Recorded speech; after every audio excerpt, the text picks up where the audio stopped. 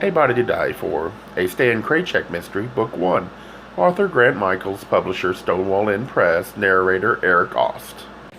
Chapter 20. Finishing Touches. Thursday night, after closing the shop, Nicole and I were in the back room for a customary drink.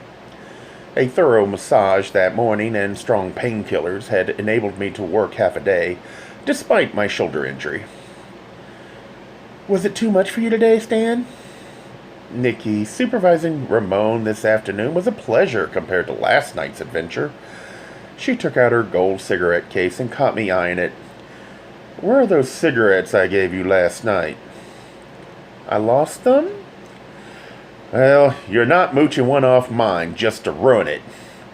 "It's okay, Nikki. I decided to quit smoking anyway." She laughed. "You never even started." "But the desire was there," I said knowingly. A sudden loud banging on the back door startled us. I went to the door and hollered through, "Who's there?" "Branco!" I let him in. He wore a three-piece navy blue suit with the palest blue pinstripes. Nicole said, "All dressed up and no place to go, Lieutenant." Branco said, "I was in court all day." If I'd been on the jury, I'd have believed whatever Branco said simply because he looked so damn fine. Branco said, "Today we heard testimonies from Brickley, Buckbaum, and Werdiger." It sounded like a law firm. "Was I right about Roger's killer?" I asked. Branco nodded. "I knew it," I said triumphantly. "Roy Brickley." "Stanny," snapped Nicole. "All along you've been saying it was Calvin." "I know, doll, but I was wrong." "Why Brickley?" Branco was about to explain, but I stopped him. "May I have the honor, Lieutenant? I want to see how right I was." His mouth tightened, but then he nodded. "Tell me if I'm off, though, okay?" Branco said sharply. "Just get on with it." "See, Nikki, Roger found out about Brickley's plan for a huge condo development in Yosemite. That's why he came to Boston to put the screws on the Choate Group. Since they did the original land survey, Roger threatened to halt the whole project because it would deface a national park site." "Then how did it get as far as it did?" she asked. Branco answered, "Vivian Brickley owns a parcel of land in the Yosemite Valley. Because of vague technicalities in law that govern national parks, the privately held land can still be developed so long as it doesn't impede on a natural formation." "Which Washington Column used to be," I added. Nicole surmised and said, "So, with the rock formation gone, work on the condos could proceed." "Technically, yes," Branco said in his solemn, law-abiding voice.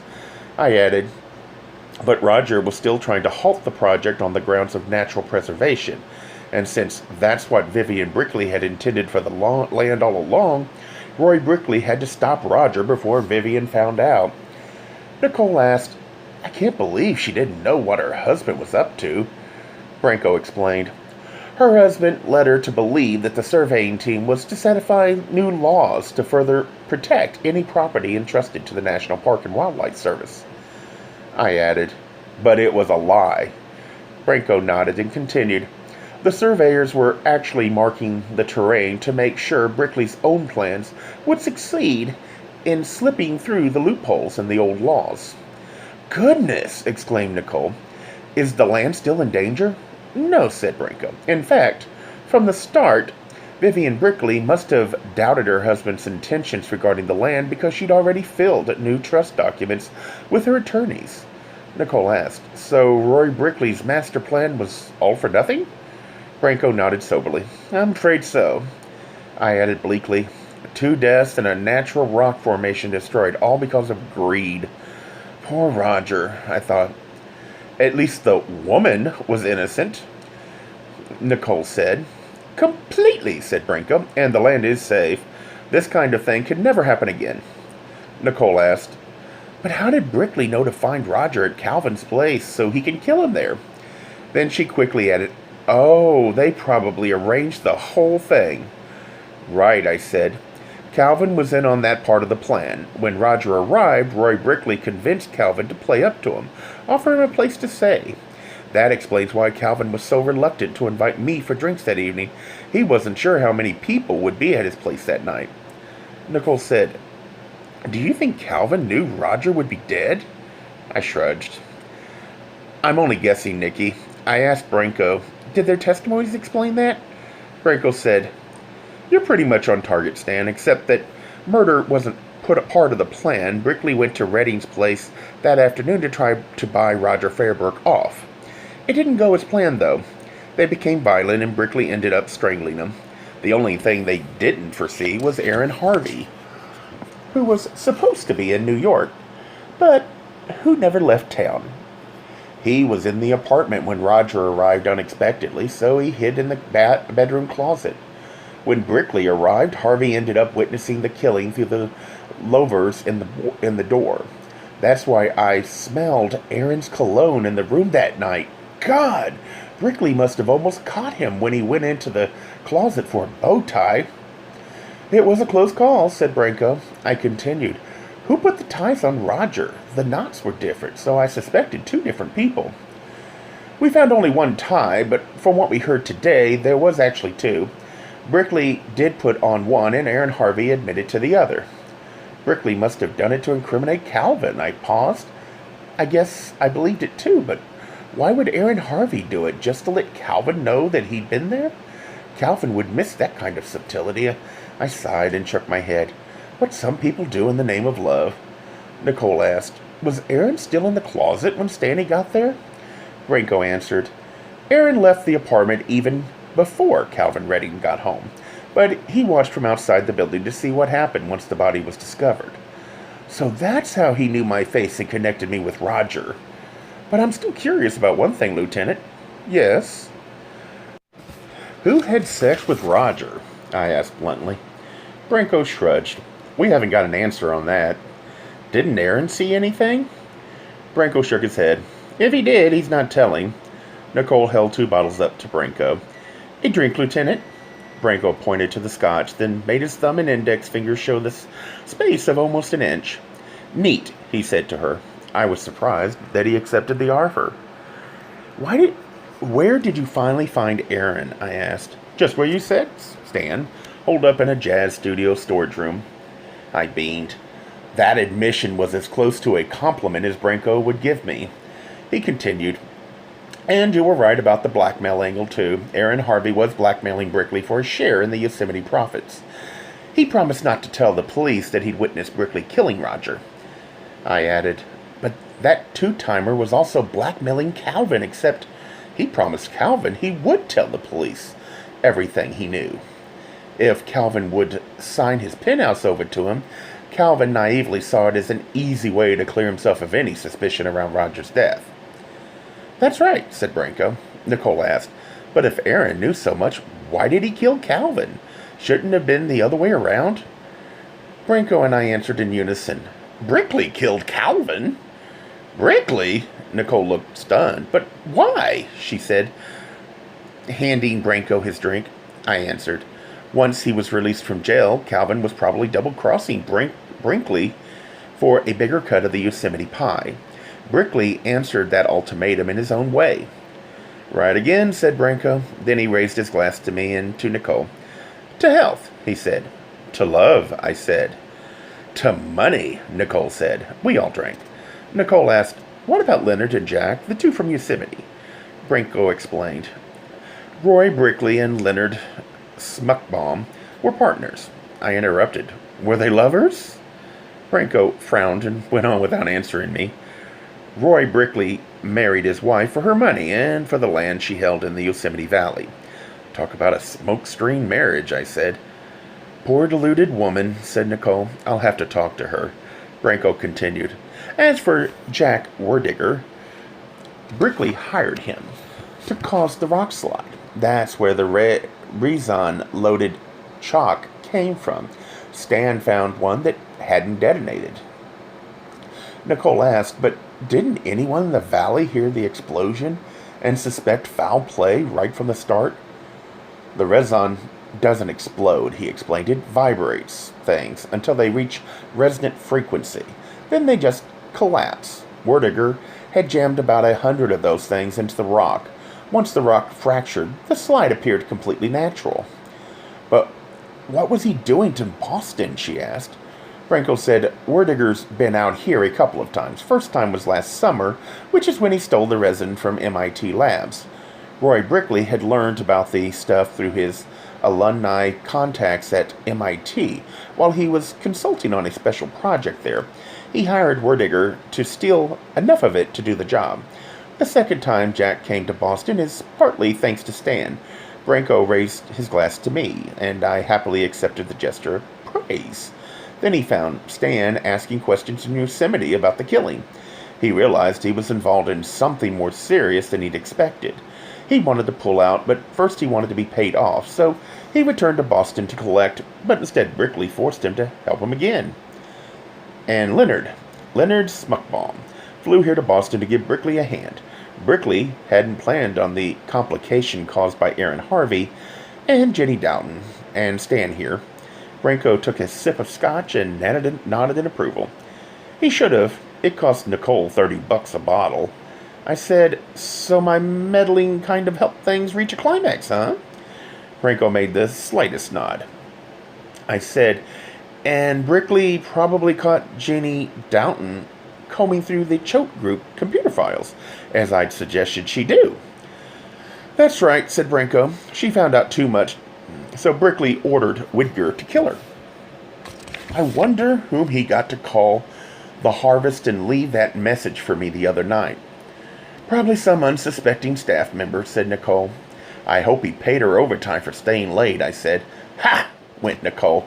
I want to know who left the threat note and who broke into Stan's apartment. And tried to run me over, Brickley, of course. He even beat me last night while Jack held my arms. I smelled his citrus cologne. Nicole lit a cigarette and pulled the smoke deep into herself. And finally, how does Judy fit into all this? Ah, yes, Judy, I said, Branco, watching me quizzically as I spoke. He told me everything earlier today after he gave you his statement, Lieutenant. I had assumed his motive for coming to Boston was to avenge Roger. And was it? Asked Branco with a sly look. Nicole interjected. He apparently had another personal reason as well, Lieutenant. She rolled her eyes toward me. I ignored her remark and continued.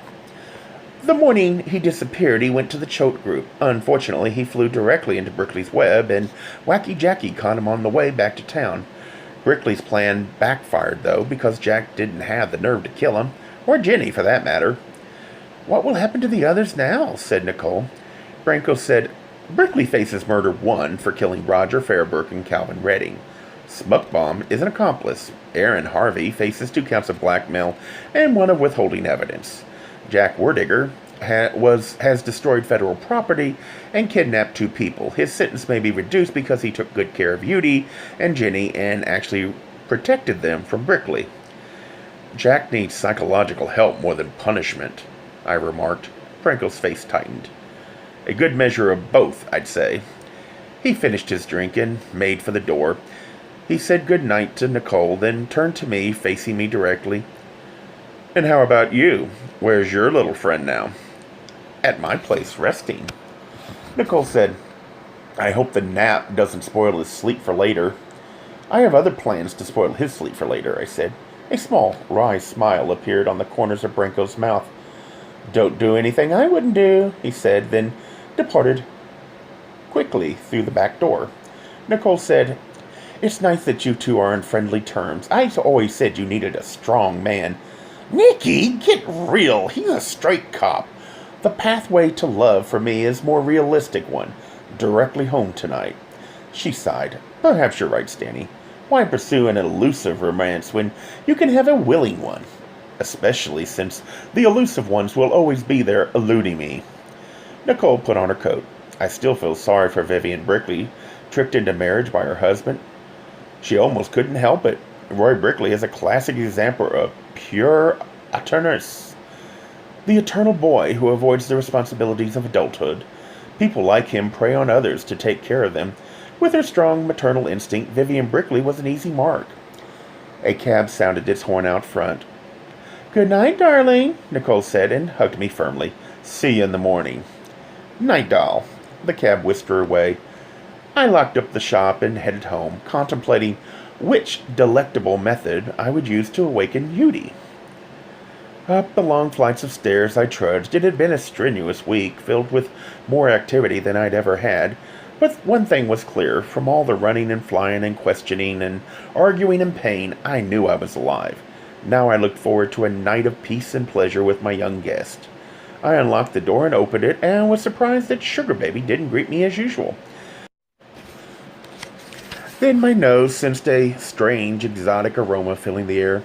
It was a pungent scent from ages past. "Cutie?" I called out. No answer. "Anyone here?" Then I heard soft music coming from the bedroom. As I approached, I saw flickering candlelight from within, and the smell of incense became stronger. I got to the doorway and was dazzled. My bedroom had become the plush interior of Sultan's tent, with heavy red damask hanging in great billowing waves from a center point of the ceiling. Several small glass lamps were arranged throughout the tent, giving off a warm, welcome glow. On the bed lay Yudi amid tasseled pillows and wearing only loose, puffy pantaloons of the flimsiest gauze. Sugar Baby purred contentedly by his hip. I thought all I want is rest and peace, not bedroom drama, but then I realized that Yudi had created a small, dreamy world that offered more interesting recreational possibilities than the traditional bedroom surroundings. He spoke softly to me, imitating the soothing sounds of Middle Eastern lute music coming from behind the dense fabric. "Welcome, O Pasha, to your harem." He lightly brushed against the tiny brass cymbals attached to the thumbs and middle fingers of each hand. Their clear, high chime caused a shiver of delight up the center of my back. "Come," he said, "and I will tell you a long, long story." I flopped onto the bed and nuzzled into his neck. "Start talking, Sherazard. Let's begin at Chapter 1. A Gay Mysteries Audiobooks. I think it is easy to hate a label, but a face humanizes the word. So this effort is twofold: to offer comfort to those like myself that your world didn't end because you don't fit into the view of acceptable society on both sides, and in hopes of helping those with family that are LGBTQ, that it doesn't mean we are aliens from the child they once knew. Reassure them so they can maybe be supportive at the same time, being true to their values.